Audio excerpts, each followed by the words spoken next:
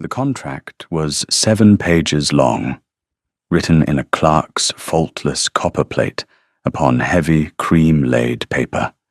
Helena Ainsworth read it for the 3rd time, her fingers resting on the polished surface of her late father's desk. The solicitor, Mr. Hemlock, a man whose disposition was as dry and rustling as his name, coughed delicately from the other side of the room. He had already voiced his considerable reservations. Each clause was a brick in the wall of her new life. There was the settlement of her father's debts, a sum that had stolen the breath from her lungs when Mr. Hemlock had first revealed it. There was the provision of a generous pin money allowance, the stewardship of 2 minor properties, the rights of a duchess of the realm, all laid out in precise, unsparing language. And then there was the final, peculiar codicil, Clause 27. The party of the first part, His Grace the Duke of Blackwood, shall not be held to the customary expectations of marital congress.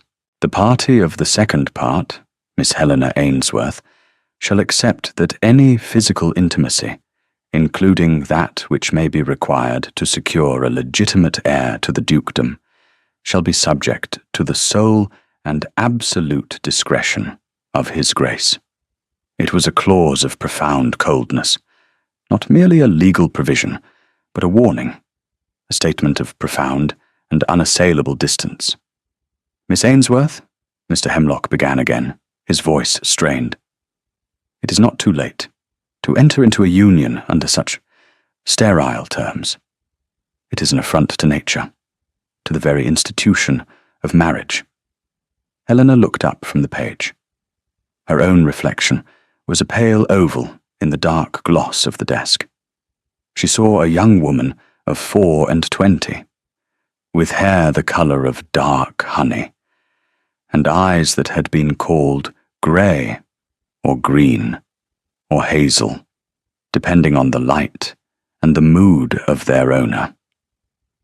Today, they were simply tired. "My father left me in a precarious position, Mr. Hemlock," she said, her voice quiet but firm.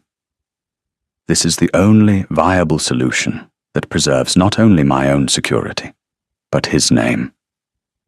But the man is— They call him the Winter Duke," the solicitor whispered, as though the name itself were a curse that might be invoked. "They say he is not whole, that a chill follows him, that his touch—" He trailed off, shaking his head. "These are society whispers, of course, but where there is smoke, Miss Ainsworth—" "I am not afraid of whispers," Helena said. She picked up the pen. It felt unnaturally heavy. "And I am not in a position to be afraid of the cold." The ink was black against the cream of the paper. Helena Ainsworth. Her name. The signature that would trade her identity for a title and solvency. The contract felt less like a marriage settlement, and more like the deed to a remote and frozen property she had just purchased. Sight unseen. She did not feel like a bride-to-be. She felt like an explorer, charting a course for the Arctic. The journey north to Northumberland was a descent into winter's heart. The carriage rattled over frozen ruts in the road, the world outside a stark etching of black branches against a low, white sky. London, with its noise and its press of humanity, felt a world away, a memory from another life. Here, there was only the wind, the vast, empty landscape, and the rhythmic plod of the horses' hooves. She was not met at the coaching inn by the Duke himself. A closed carriage, bearing a ducal crest on its door, was waiting for her, attended by a silent, grim-faced coachman. The chill, it seemed, began long before one reached the man himself. Frostfell Manor appeared as the weak afternoon light was beginning to fail. It did not rise from the landscape so much as command it. a sprawling Gothic edifice of dark grey stone that seemed to have absorbed all the colour from its surroundings. Its turrets and gables clawed at the sky like skeletal fingers. No warm lights glowed in its many windows. It looked like a house holding its breath. The great front doors swung open as the carriage crunched to a halt on the gravel. A line of servants stood in the cavernous entrance hall, headed by a severe-looking butler whose face seemed carved from granite. He introduced himself as Jennings. Behind him, a woman with iron-grey hair pulled into a tight bun and a surprisingly kind face watched Helena with an expression of intense, searching curiosity. "Welcome to Frostfell, Your Grace," Jennings said, his voice devoid of any inflection. The title sounded strange, a costume she had not yet learned how to wear. And then she saw him. He stood at the top of the grand, sweeping staircase, half shrouded in the deep shadows of the upper gallery. The rumours had not done him justice. He was taller than she had expected, broad-shouldered, dressed in immaculate, severe black. His face was a study in aristocratic angles, all sharp lines and shadows, crowned with hair as black as a raven's wing. He was brutally handsome, like a figure from a tragic poem, and he was utterly still. He descended the stairs slowly, each step measured and deliberate. He did not look at the servants, or the hall, or the cold that seemed to radiate from the very stone walls. His eyes, a startling, pale grey, the colour of a winter sky before a storm, were fixed on her. He stopped 3 paces from her. The air between them felt charged, electric, cold. "Miss Ainsworth," he said. His voice was a low baritone, as controlled and remote as the rest of him. "Welcome." He did not offer his hand. He did not smile. He simply stood there, a monolith of contained stillness. He was wearing gloves, fine, black leather gloves that fit his hands perfectly. "Your Grace," Helena replied, inclining her head. She would not be the first to show weakness. She would not shiver, though the cold of the hall was seeping into her bones. "Jennings will have your things taken to your rooms," the Duke said, his gaze unwavering.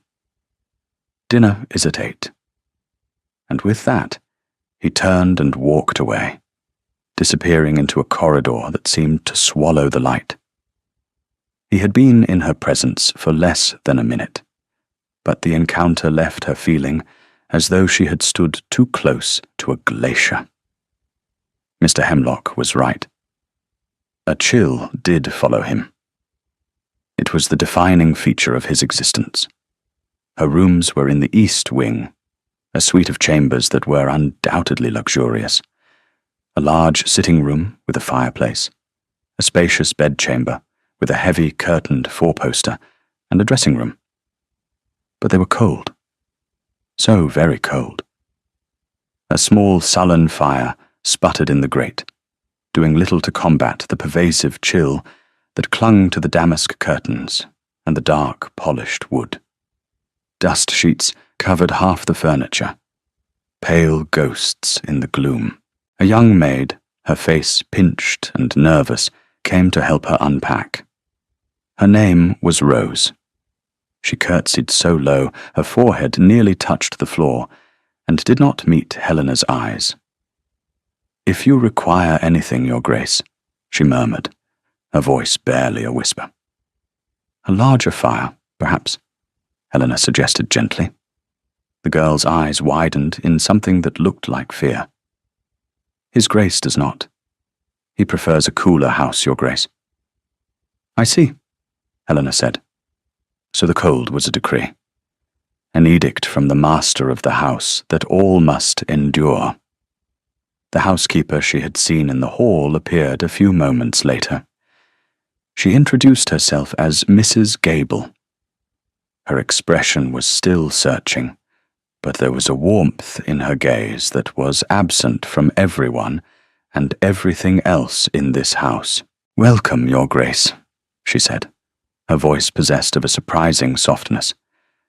"I hope your journey was not too arduous." "It was manageable. Thank you, Mrs. Gable," Helena replied. "This is a formidable house." A flicker of something, sadness perhaps, crossed the housekeeper's face. It was not always so. It has been a long winter at Frostfell.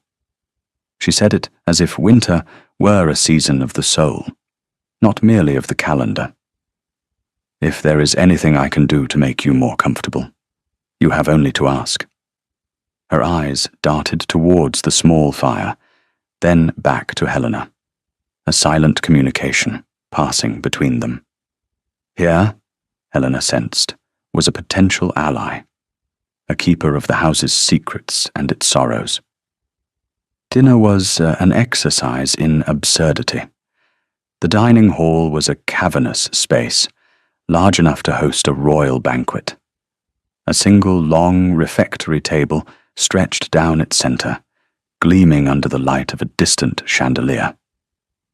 2 places had been set, one at the head of the table for the Duke, one at the far, far end for her.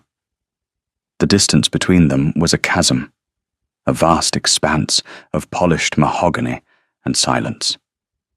Alistair, the Duke of Blackwood, was already seated when she arrived. He rose, a brief, formal acknowledgement of her presence, and then sat again.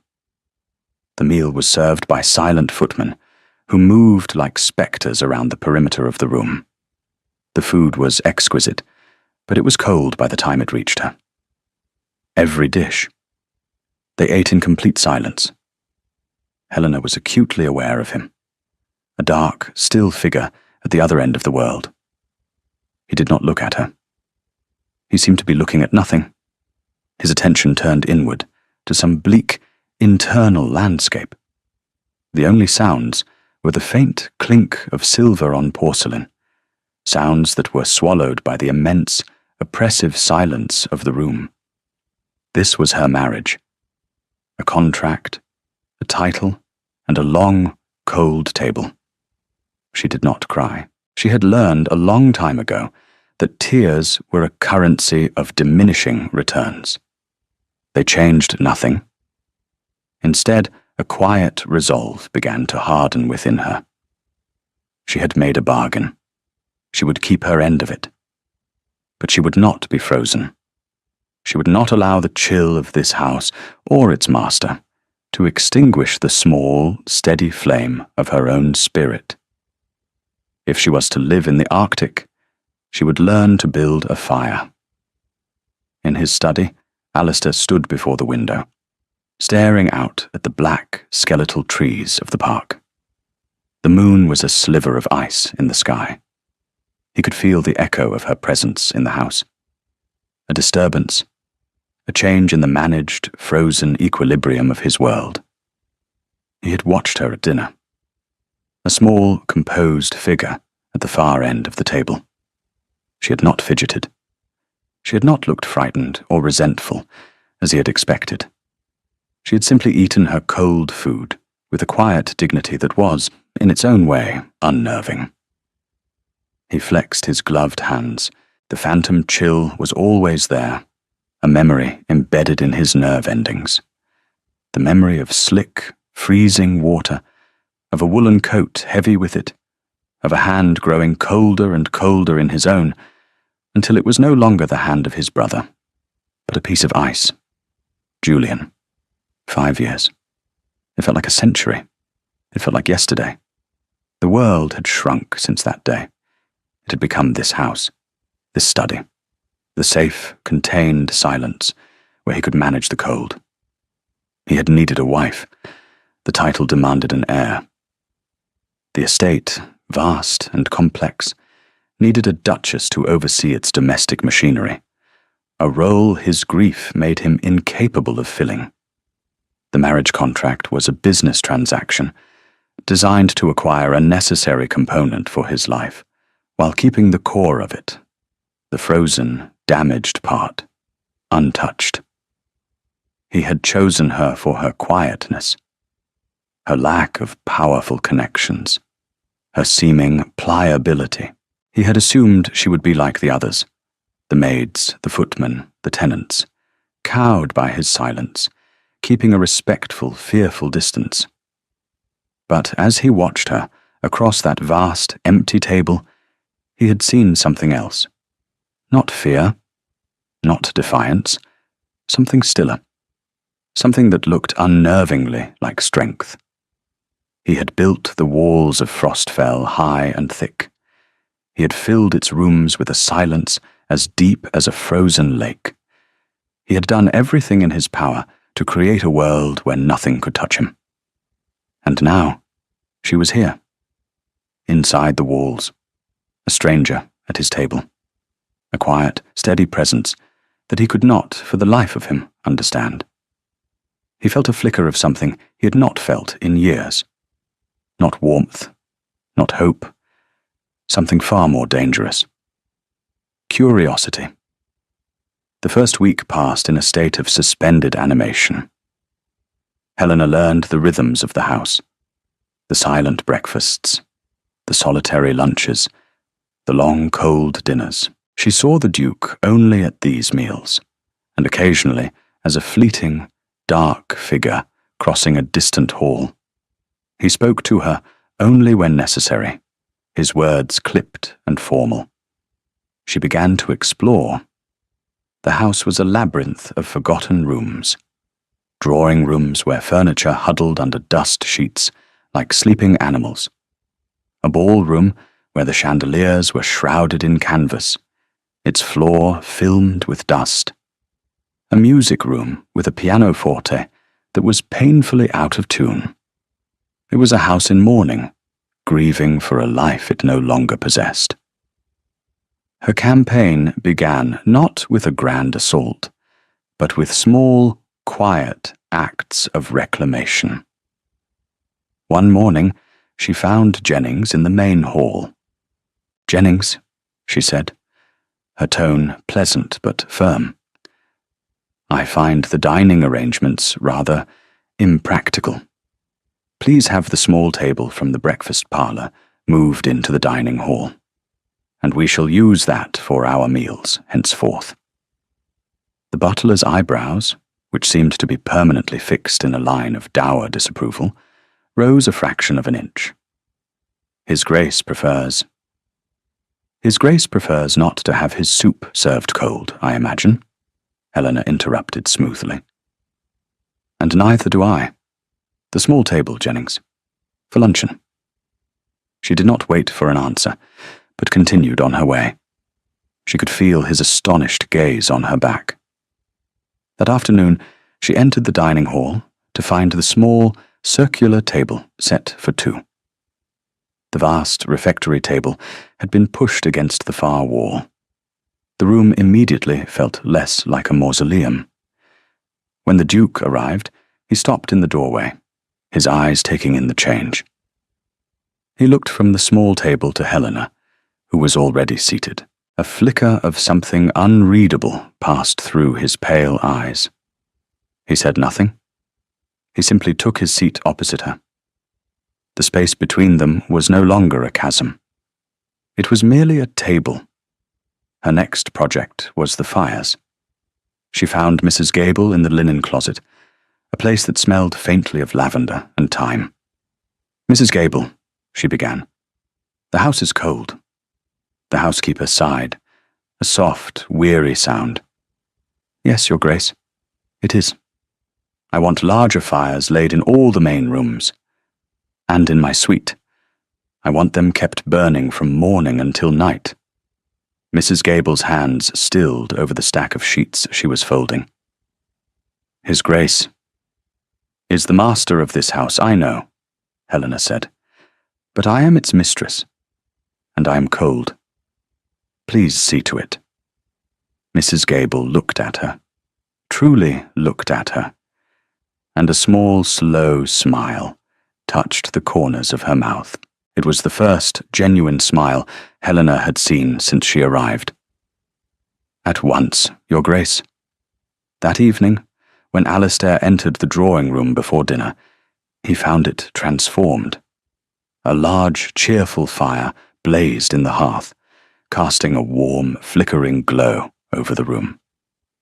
The dust sheets had been removed from the sofas and chairs, and a vase of winter hellebores, which Helena had discovered in a sheltered part of the garden, sat on a small table. The room was not just warmer. It felt alive. He stopped, his gloved hand resting on the doorframe. Helena was seated by the fire, reading a book. She looked up as he entered.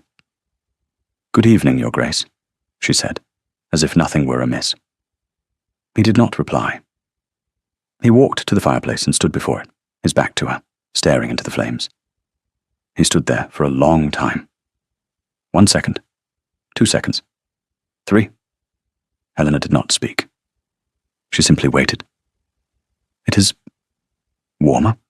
he said finally, his voice low. "Yes," she replied. "It is." He did not object.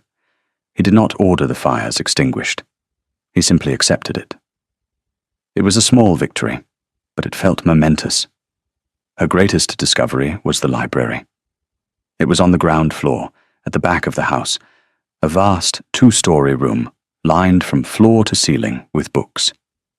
A gallery ran around the upper level, accessed by a spiral staircase of wrought iron.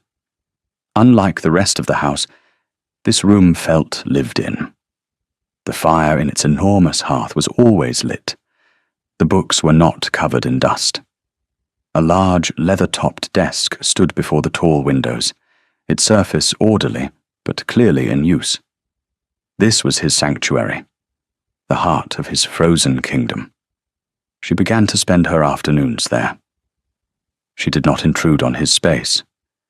She would select a book from the shelves, histories, poetry, classical texts, and settle in a wingback chair by the fire, far from his desk. He was often there when she arrived, bent over ledgers or correspondence. At first, her presence seemed to agitate him. He would grow even stiller, the line of his shoulders tightening. But she was quiet. She did not speak to him or demand his attention. She simply existed in the same space, a silent, unobtrusive presence. After a few days, the tension began to ease. He seemed to accept her presence as a new permanent feature of the room, like a piece of furniture. They would spend hours in the library together, wrapped in a companionable silence, the only sounds the rustle of a turning page and the soft crackle of the fire. It was the closest they had come to intimacy, this shared silence in a room full of words. One afternoon, she was searching for a volume of Petrarch's sonnets on a high shelf. She found it, but as she reached for it, she dislodged the book next to it. It fell, landing on the floor with a soft thud. Before she could move, he was there. He had crossed the room with a swift, silent grace she had not seen in him before. He bent and picked up the book. "Thank you," she said, reaching for it. He held it for a moment, his gaze on the cover. Then he extended it to her. As she took it, her fingers brushed against his gloved hand. The reaction was instantaneous and violent. He recoiled as if he had been burned, snatching his hand back. The book fell from his grasp, landing at her feet. He stared at his own hand, his breath catching in his throat, a look of raw panic in his eyes. It was the first unguarded expression she had seen on his face. It was not anger. It was fear. Helena did not react. She did not gasp or ask what was wrong. She simply bent down, picked up the book for a second time, and placed it on the small table beside her chair. "My apologies," she said calmly, her voice even. "I am clumsy today." She turned back to the bookshelf, pretending to search for another volume. Out of the corner of her eye, she saw him standing there, frozen, his chest rising and falling rapidly. He was watching her, his expression a mixture of confusion and shock. He had expected a reaction. Fear, perhaps, or revulsion. Her quiet, deliberate lack of one had wrong-footed him completely. He turned without another word and strode back to his desk. But he did not sit down. He stood with his back to her, one hand gripping the back of his chair, his knuckles white even through the leather. Helena returned to her seat by the fire, her heart beating a little faster than she would have liked. She had not been afraid. But she had felt it. Through the fine leather of his glove, she had felt a coldness that was not of the room, a deep, penetrating chill that seemed to come from the man himself. It was not just a reputation. It was real. A week later, a carriage bearing a familiar, ostentatious crest rolled up the drive. Lady Isabel Vance had arrived. She swept into the drawing room, a whirlwind of emerald silk and expensive perfume. She was flawlessly beautiful, with blonde hair arranged in an elaborate coronet, and eyes the color of a summer sky. Her smile was dazzling. It did not reach her eyes. "My dear Duchess," she exclaimed, her voice carrying through the room like a bell. She rushed forward and embraced Helena, a brief, cold press of silk and bone. "Or should I call you Helena? We must be friends. I have been simply dying to come and welcome you to our quiet little corner of the world." Helena endured the embrace. "Lady Vance, how kind of you to call." "Oh, nonsense. It is my duty. Alistair and I are such very old friends," she said, her eyes flicking around the room, taking in the roaring fire, the polished furniture, the vase of flowers. A small, tight smile played on her lips. My, you have been busy. The old place hasn't looked so warm in years." The word warm was spoken with a delicate, almost imperceptible sneer. The Duke entered the room then, Isabel's face lit up with a brilliant, possessive smile. "Alistair, darling," she cried, turning towards him. She glided across the room and placed a hand on his arm.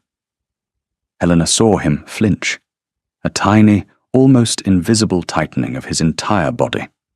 He did not pull away, but he stood utterly rigid. "Isabel," he said, his voice flat. "This is an unexpected visit."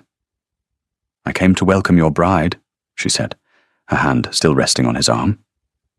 "She is quite charming, though I confess I am surprised. I had thought you would prefer someone more accustomed to our ways."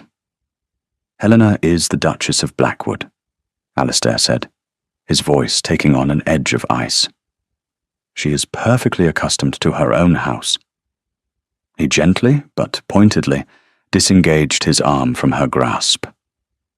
Isabel's smile faltered for a fraction of a second. She recovered quickly, turning her bright, false gaze back to Helena. "Of course. I only meant... Well, Frostfell has its own particular climate," she said, her eyes glinting with malice. "I do hope you have a strong constitution, my dear. Not everyone is suited to such a bracing environment." It was a declaration of war, delivered with the sweet smile of a trusted friend. Helena met her gaze, her own expression calm and unreadable. "My constitution is quite robust. Thank you, Lady Vance," she said, "and I find I am growing rather fond of the cold." The almost smile that touched Alistair's lips was so fleeting, so minuscule, that if Helena had not been watching him so closely, she would have missed it entirely. But it was there, a tiny upward quirk at the corner of his mouth, the first sign of a thaw in the long, hard winter of his face. and it had made all the difference. We'll take a very short break. If you don't want to miss new stories, please subscribe to the channel. The departure of Lady Vance left a lingering chill in the air that even the roaring fires could not entirely dispel. Her visit had been a performance of pleasantry, but her intent had been as sharp and clear as a shard of ice. She had come to assess, to probe for weakness, and to remind Helena of her place as an outsider. In the days that followed, Helena redoubled her quiet efforts. She did not see it as a battle against Isabel Vance, but as a campaign for life within the walls of Frostfell. She spent a morning with Mrs. Gable, going through the household accounts, her sharp mind quickly grasping the complexities of running an estate of such magnitude. The housekeeper, initially reserved, began to open up. Her conversation sprinkled with anecdotes about the house in the old days. The Dowager Duchess, His Grace's mother. She loved this place, Mrs. Gable said, her hands busy polishing a silver teapot. There were balls in the winter and garden parties in the summer. The house was always full of laughter, especially when the boys were young. She fell silent, her expression clouding over. Helena knew she was referring to Alistair and his brother. Mr. Julian was the sunshine in this house, Mrs. Gable continued, her voice soft with memory, full of life and mischief. He was the image of his mother, His Grace. He was always the quieter one, the responsible one, but he adored his brother. They were inseparable. Helena listened, piecing together the fragments of the past. The house was not just cold, it was haunted by the ghost of a lost warmth, a lost laughter. She began to take long walks on the grounds, wrapped in a heavy woolen cloak. The park was beautiful in its stark winter way. Ancient oaks stood like grim sentinels, their branches bare. The ground was hard with frost. She discovered a walled garden. Its gate rusted shut. Inside, everything was overgrown and neglected. A tangle of dead roses and skeletal climbing vines. A project for the spring, she thought. She learned the geography of the estate's sorrow. There was a particular path she saw the Duke walk sometimes, a winding track that led through a dark copse of pines. And there was the lake, a vast grey sheet of water at the northern edge of the property. No one ever went there. The paths leading to it were overgrown. She felt a palpable sense of dread emanating from it, a silent, sorrowful warning. Alistair watched her. From his study window, he saw her walking the grounds, a solitary figure in grey against the white landscape. He saw the lights she had ordered lit, pushing back the gloom in the long corridors. He heard the faint, clear notes of the pianoforte in the music room. She had found the tuner's name in the ledgers and summoned him from the village. The instrument was still not perfect, but it was no longer a discordant ruin. It was the sound of something being mended. He did not understand her. Any other woman would have fled back to London, or dissolved into hysterics, or battered herself against his silence. She did none of those things. She simply moved through his frozen world with a quiet, purposeful grace, bringing warmth and order not by demand, but by her very presence. She was like a determined gardener tending a frost-bitten landscape, convinced that life still existed beneath the frozen surface. His own life began to change in small, almost imperceptible ways. He found himself lingering in the drawing room after dinner, listening to her play the piano. He found himself looking forward to their silent hours in the library, He began to speak to her more, his words no longer confined to the barest of necessities. "That piece is by Scarlatti," he said one evening, as she finished playing. Helena turned on the piano stool, surprised. "Yes. Do you play, Your Grace?" "I did," he said. "A long time ago." He looked at his gloved hands. "My brother was the musician in the family." It was the first time he had mentioned his brother to her.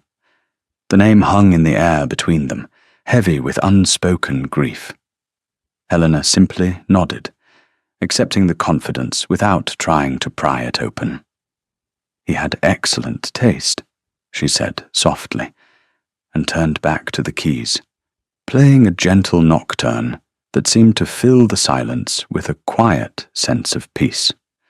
The thaw, when it came, was precipitated not by an act of kindness within the house, but by a crisis without. A message arrived one morning, delivered by a frantic-looking stable boy. One of the tenant farmers, a man named Croft, had a child who had been taken gravely ill with a fever. The village doctor was away in Newcastle, not expected back for 2 days. Helena did not hesitate. Her own mother had been skilled in the use of herbs and simple remedies, and she had passed much of that practical knowledge on to her daughter. "Have the gig brought round," she told Jennings, "and ask Mrs. Gable to pack a basket with linens, broth, and any feverfew we have in the stores." "Your Grace," Jennings protested, his face a mask of horror. "It is not appropriate for you to go to a tenant cottage. The child may have something contagious." "And he may die if he receives no care," Helena countered, her voice sharp with an authority that silenced him. "I am going, Jennings." The Croft cottage was small and poor, but spotlessly clean. The air inside was thick with the scent of sickness and fear. A young woman, Mrs. Croft, her face pale with exhaustion, led Helena to a small cot where a little boy of about 5 lay tossing and turning, his skin flushed and hot to the touch. Helena set to work. She spoke in low, soothing tones to the mother, her calm presence a balm to the woman's panic. She bathed the child's face with cool water and gently coaxed a few sips of a fever-reducing tea between his lips. She sat with him for hours, her hand resting on his forehead, her voice a soft murmur as she told him a story about a brave knight and a friendly dragon. She was so absorbed in her task that she did not hear the footsteps at the door. It was only when Mrs. Croft gasped and curtsied that Helena looked up. Alistair stood in the doorway. He was dressed for riding, his tall frame filling the small space. His face was unreadable, his pale eyes fixed on the scene before him. His wife, the Duchess, kneeling on the stone floor of a tenant cottage, her sleeve rolled up, her hair coming loose from its pins, murmuring to a sick child. He did not speak. He simply stood there, watching. He saw the genuine, unforced tenderness in her touch. He saw the way the child, even in his fevered state, seemed to lean into her presence. He saw a warmth, a compassion that he had believed to be an illusion, a polite fiction people performed. Here, in this humble cottage, it was real. It was as real as the heat from the small fire, as real as the scent of the herbal tea. He watched for a long time. Then, without a word, he turned and left. Helena stayed until the child's fever broke, late in the afternoon. He fell into a peaceful, natural sleep, his breathing evening out. Mrs. Croft wept with relief, clinging to Helena's hand. "God bless you, Your Grace," she sobbed. "You saved him. You saved our boy." "He's a strong boy," Helena said gently. "He saved himself. Just get him to take the doctor's medicine when he returns." When she returned to Frostfell, weary but content, she found the Duke waiting for her in the entrance hall. "The boy?" he asked, his voice rough. "The fever has broken." "He's sleeping," she replied. He nodded, his gaze searching her face. "You were not afraid." It was not a question. It was a statement of fact. "Fear would not have helped him," she said simply. He continued to look at her, a strange, intense expression in his eyes. It was as if he was seeing her for the first time, a person separate from the contract and the title, a woman who walked into a sick room without fear, who brought comfort with her own 2 hands. "You should rest," he said finally, his voice softer than she had ever heard it. "You have had a long day." That night, a letter arrived, delivered by a special messenger from London. It was from Lady Isabel Vance. Helena found it placed on the hall table, her name written on the envelope in an elegant, sloping script. She opened it with a sense of foreboding. It was a masterpiece of passive aggression, a symphony of feigned concern. "My dearest Helena," it began, "I have heard the most alarming rumor, which I am sure cannot be true. It is being said in town that you have taken to visiting the sick in the village, like some common country nurse. My dear, you must know that this is simply not done. A duchess has a position to maintain. Such familiarity with the lower orders can only lead to a loss of respect. I'm sure you meant well, but your duty is to the dignity of the Blackwood name. Alistair is so sensitive to these things. I worry that your enthusiasms may cause him undue distress. Please, for your own sake, and for his, be more mindful of your station." Your concerned friend, Isabel Helena, read the letter twice. It was a vile, condescending piece of work, designed to undermine and intimidate. She felt a surge of cold anger. She was about to crumple it in her hand when she heard footsteps. Alistair had come out of the library. He saw the letter in her hand, the expression on her face. "Bad news?" he asked. Without thinking, she handed it to him. "From a concerned friend."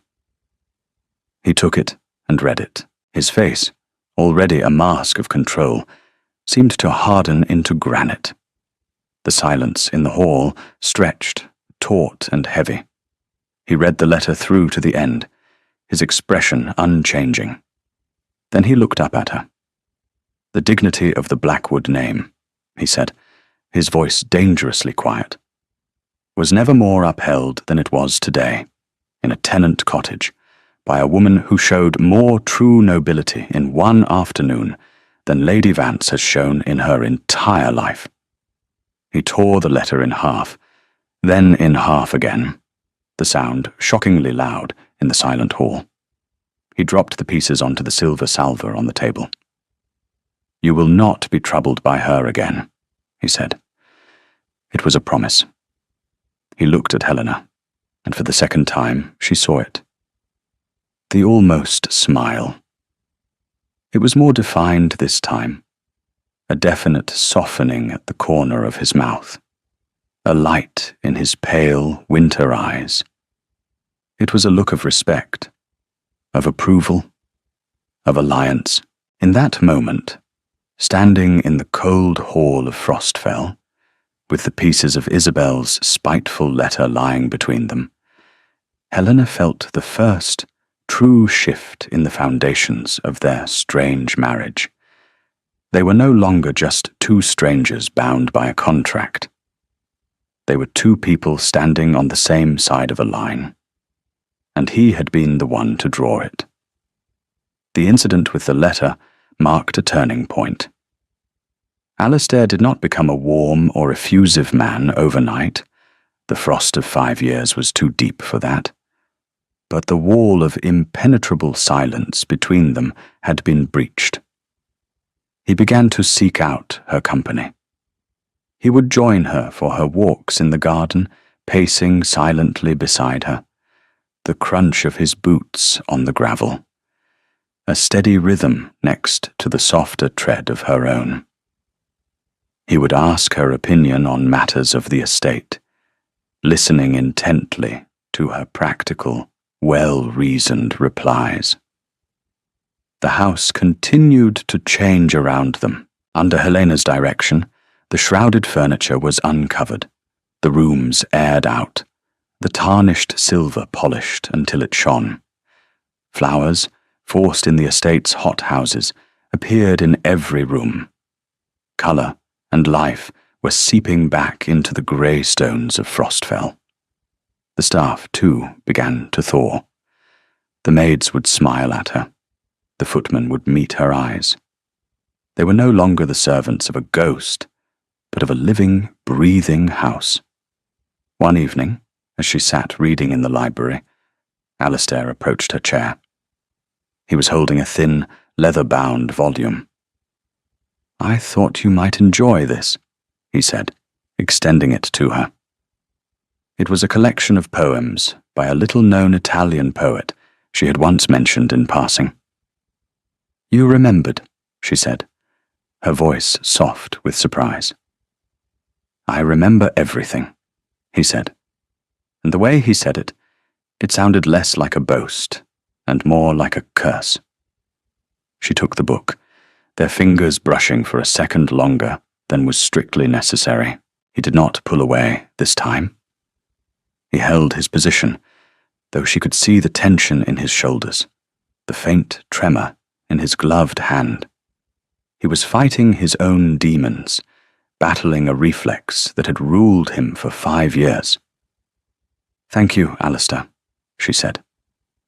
It was the first time she had used his given name. It felt both strange and perfectly natural on her tongue.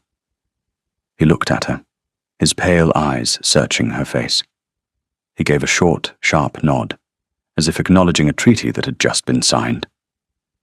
Then he turned and went back to his desk. The spring, when it finally arrived, felt like a miracle. The hard, frozen ground softened. The stark black branches of the trees grew a faint green haze. Crocuses and daffodils pushed their way through the earth in the long neglected gardens. The world was coming back to life, and the change was reflected in the house. Helena had the great windows thrown open, letting the fresh, clean air sweep through the corridors, chasing out the last of the stale winter gloom. Her victory, however, had not gone unnoticed.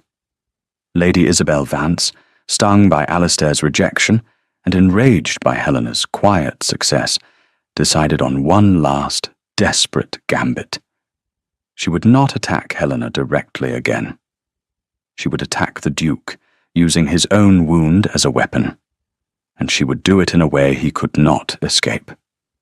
She arranged a small, impromptu dinner party at the home of a neighbouring baron, a man known for his love of gossip.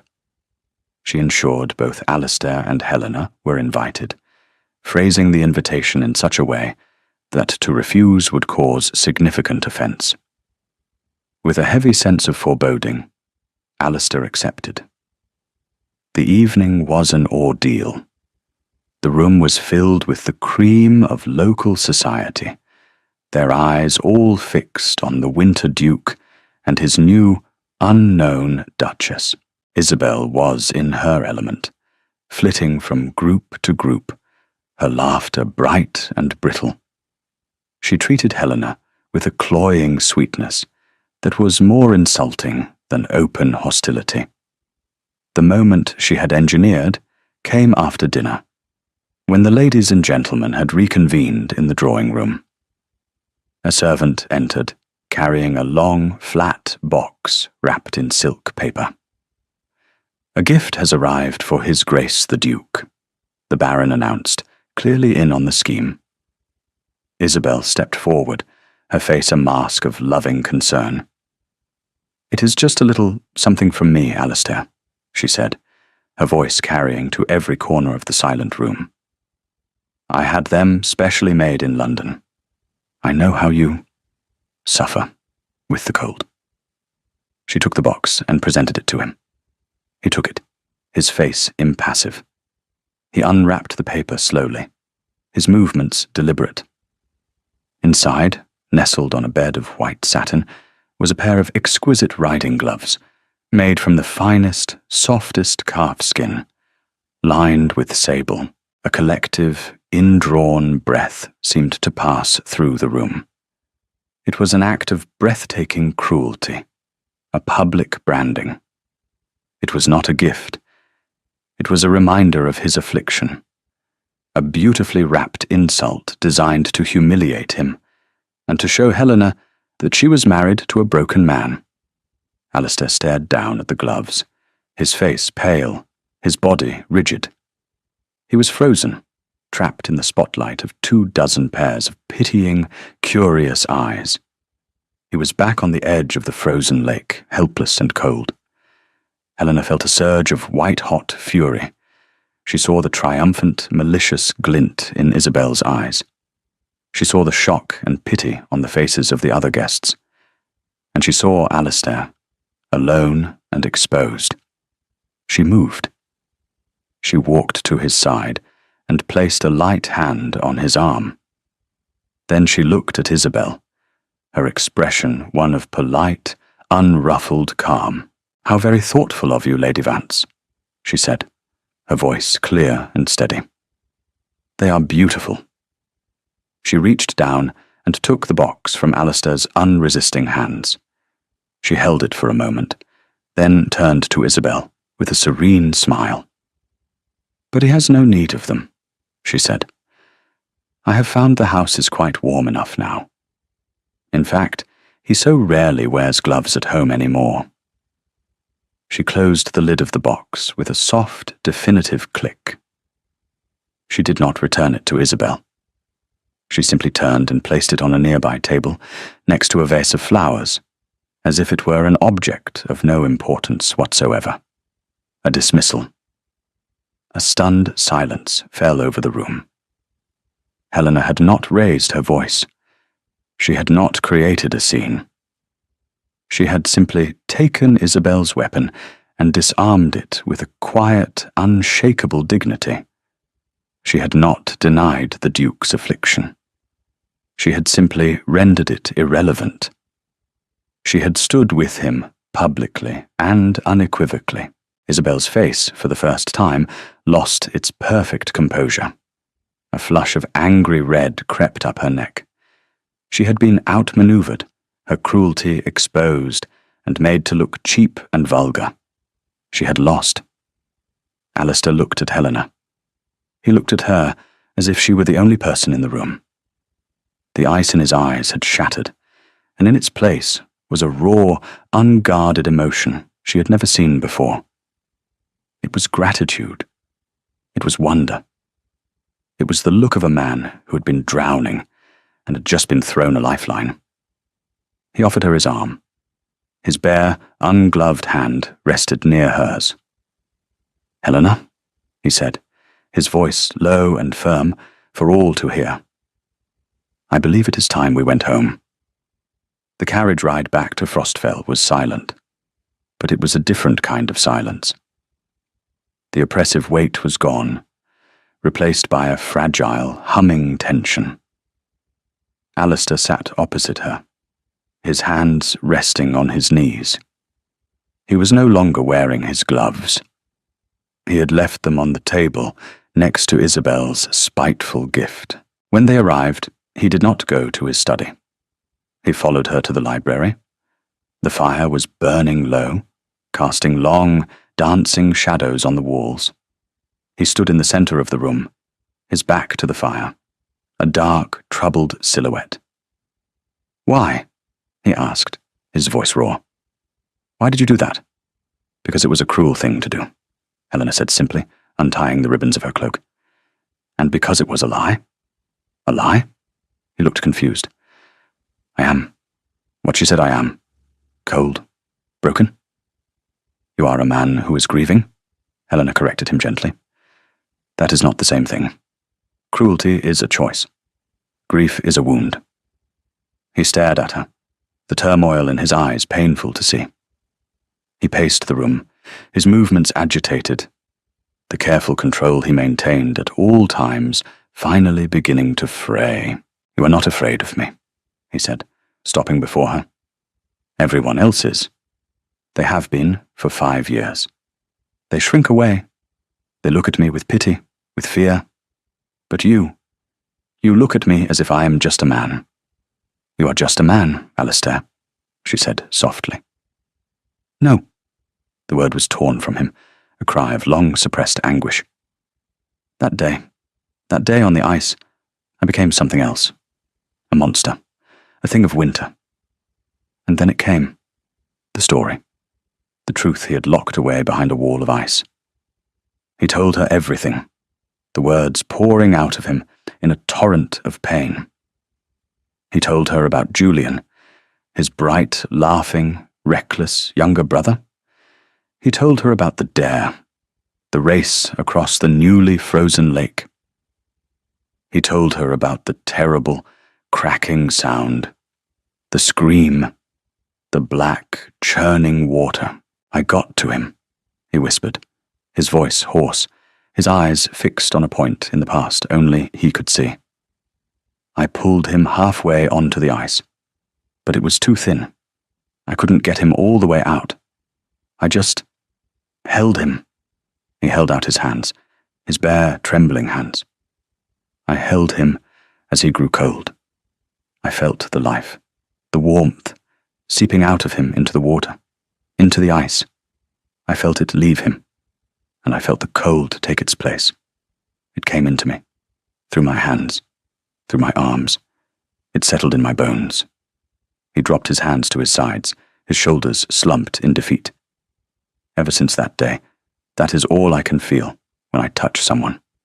The cold. His cold. I see his face. I am back on the ice. Every single time.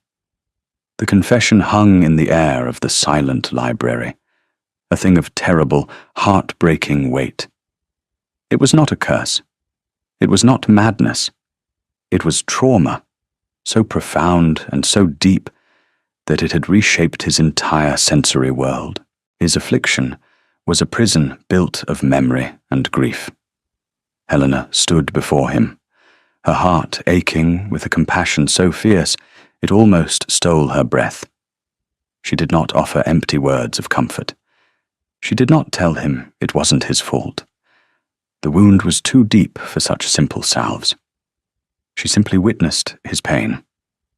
She let his confession fill the space between them, giving it the dignity of being heard without judgment. Then, when the terrible silence had stretched for what felt like an eternity, she did the one thing she knew she had to do. The one thing that might make a difference. She closed the small distance between them. She looked into his haunted winter-grey eyes. And she reached out her own bare hand and gently, deliberately took his. He flinched violently, a full-body tremor, his eyes shutting tight as if against a blow. He was bracing himself for the phantom cold, for the memory of the ice, for the face of his dying brother. But it did not come. Instead, there was only the firm, steady warmth of her skin against his. A simple, human warmth. It was not a fire. It was not a cure. It was just warmth. A quiet, persistent reality that stood in defiance of the ghost in his mind. He opened his eyes slowly. He looked down at their joined hands, her slender fingers wrapped around his. His large, cold hand he held in hers. He turned his hand over, his fingers curling to grip hers, a desperate, searching touch. "It's warm," he whispered, his voice filled with a profound, shattering disbelief. He looked up at her, his face naked with vulnerability. For the first time in 5 years, the chill in his bones had met something it could not extinguish. He did not weep.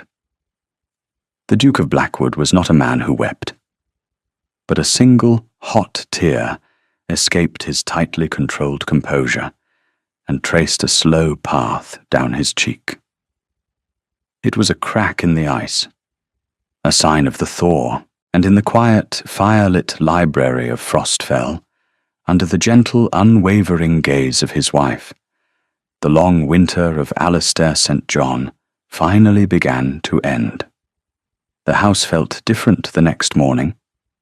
It was not something you could name or point to, but it was there, a lightness in the air, a sense of a long-held breath finally being released. When Alistair came down to breakfast, Helena was already there, pouring tea. He was not wearing gloves. He sat opposite her at the small table, and the first thing he did was reach across and take the small vase of snowdrops from the center, moving it slightly to the side, as if to clear the view between them. It was a small gesture, but it felt as significant as the signing of a treaty. "Good morning, Helena," he said. His voice was quiet, but the raw, broken edge from the night before was gone. "Good morning, Alistair," she replied, her smile soft and genuine. The staff noticed immediately. Jennings, entering with a platter of toast, stopped for a fraction of a second, his gaze fixed on the Duke's bare hands resting on the white linen tablecloth. Mrs. Gable, who came in to consult with Helena about the menus for the week, saw it too. A slow, wondrous smile spread across her face. The news would be all through the household by noon. The frost was breaking at Frostfell. The days that followed were a time of quiet discovery. Alistair seemed to be relearning the world through his senses. He would pick up a book in the library and run his bare fingers over the leather binding. He would stand in the garden and let the pale spring sun fall on his hands. He did not initiate touch with Helena often, but when he did, it was with a sense of tentative wonder. A light touch on her arm to draw her attention to a bird in a tree, his hand brushing hers as he passed her a cup of tea. Each small contact was a step out of the past, a step into the present. He was not a different man. The grief for his brother was still a part of him, a deep, quiet sorrow that would likely never fade entirely. But it was no longer a crushing, all-consuming force. It was becoming a scar, a part of his history, not the entirety of his existence. He began to talk about Julian, not with the agonized pain of his confession, but with a quiet, reminiscent sadness. He told Helena stories of their boyhood, of Julian's terrible singing voice, and his uncanny ability to charm his way out of any trouble. He was reclaiming the memory of his brother from the ice. A letter arrived from London a week later. It was not from Isabel Vance. It was from the Dowager Duchess of Blackwood, Alistair's grandmother, a formidable old woman whose opinion ruled the ton. "My dearest Alistair," it read in a spidery but firm hand, "I have heard the most wonderful news. It is said that spring has finally come to Northumberland. I have decided it is high time I came to see it for myself. I have also heard that your new Duchess is a woman of sense and character, a commodity rarer than diamonds in this city. I am most eager to make her acquaintance. Expect me in a fortnight. Your loving grandmother, Augusta Blackwood Alistair, passed the letter to Helena." "This is her seal of approval," he said. "Once my grandmother has declared you a woman of sense and character, society has no choice but to agree." Isabel Vance's last desperate gambit had failed. Her attempt to paint Helena as a madwoman and Alistair as a hopeless case had been swept aside by the Dowager's pronouncement. Isabel, Helena later heard, through a letter from a London acquaintance, had found the social climate suddenly chilly. Her cruelty had been exposed, and society, which prized discretion above all else, had turned its back on her. Her defeat was not a dramatic downfall, but a quiet, sad fading into obscurity. One bright, clear afternoon, Alistair asked Helena to walk with him. He led her not along their usual path in the garden, but north, towards the part of the estate she had instinctively avoided. He led her towards the lake. The path was overgrown, but he pushed aside the branches for her. They emerged into a clearing at the water's edge. The lake was a vast expanse of deep blue, sparkling in the spring sunlight. The ice was a distant memory. The air was fresh and clean, filled with the scent of damp earth and new leaves. They stood in silence for a long time, looking out over the water. "This is where it happened," Alistair said, his voice quiet. He was not looking at the lake as it was now, but as it was in his memory. Helena did not speak. She simply stood beside him, her presence a solid, comforting anchor in the shifting tides of his past.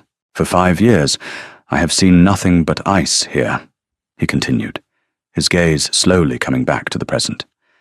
"But today I see the water. I see the sky reflected in it. It is beautiful." He turned to her, a faint, wondering smile on his lips. He reached out and took her hand, his fingers lacing through hers. His hand was warm.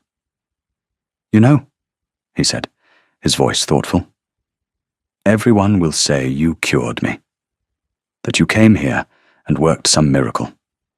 They will not understand." He looked down at their joined hands, then back up at her, his pale eyes clear and direct. "You did not cure me, Helena. You did not fix me. You simply stood in the cold with me, until I could remember the way back to the warmth. You saw a man, not a monster. And you were not afraid." He raised her hand to his lips and pressed a gentle kiss to her knuckles. It was a gesture of profound tenderness, of gratitude so deep it needed no words. "I entered into this marriage as a contract," he said, his voice growing thick with emotion. "A cold, practical arrangement. But it is no longer a contract to me, Helena. I hope that one day you might feel the same." Helena looked up at him, at this man she had married, this stranger who was no longer a stranger. She saw the lingering sadness in his eyes, but she also saw hope and strength and a love that was just beginning to find its voice. "Alistair," she said softly, her own hand tightening on his. "I already do." Epilogue. 1 year later. The gardens of Frostfell were in full, glorious bloom. The walled garden, which had been a forgotten tangle of thorns, was now a riot of colour and scent. Roses climbed the ancient brick walls, and the air was alive with the drowsy hum of bees. The great house stood with its windows thrown wide to the summer breeze, filled with sunlight and the sound of laughter.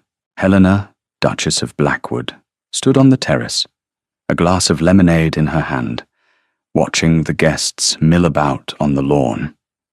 They were hosting their first garden party, a small, informal affair for their closest neighbours and friends. The Dowager Duchess, a formidable woman with eyes as sharp and intelligent as Alistair's, sat in a shaded chair, holding court like a queen on her throne. She saw Alistair moving through the crowd. He was laughing at something the local vicar had said, his hand resting briefly on the man's shoulder. He wore his title with an easy grace now, the stiffness gone from his shoulders. He was dressed in a coat of dark blue, not black, and his hands, his bare hands, were animated as he spoke. He was not a different man. The quiet, thoughtful core of him remained. But he was a whole man. The Winter Duke was a ghost, a story whispered about in London drawing rooms, a legend that had little to do with the man standing in the sunlit garden. He caught her eye across the lawn. The smile he gave her was just for her, a private, intimate thing that made her heart ache with a quiet, profound joy. He excused himself from his conversation and made his way towards her, his long strides purposeful. "Is our hostess hiding from her guests?" he asked, his voice a low murmur in her ear. "I am admiring the view," she replied, leaning back against him as he came to stand behind her, his arms circling her waist. "The roses have done well this year," he said, his chin resting on her shoulder. His hands, warm and firm, covered hers. "They simply needed a little attention," she said. He was silent for a moment, his gaze on the garden she had brought back to life. "As did we all," he said softly. They stood like that for a long time, a comfortable, companionable silence falling between them. Two people who had found their way to each other through a long and bitter winter. The past was not erased. The sorrow for a lost brother was a quiet note that would always play beneath the melody of their life. But it was no longer a prison. It was simply a part of their story, a story that had begun with a cold contract and a frozen heart, and had ended here, in the warmth of a summer afternoon, in a garden coming back to life. The chill was gone, the house was warm, and they were home. Thank you for listening to the story, all the way to the end. Please tell us which city you're watching from, and what the story made you feel. Don't forget to subscribe so you won't miss new stories.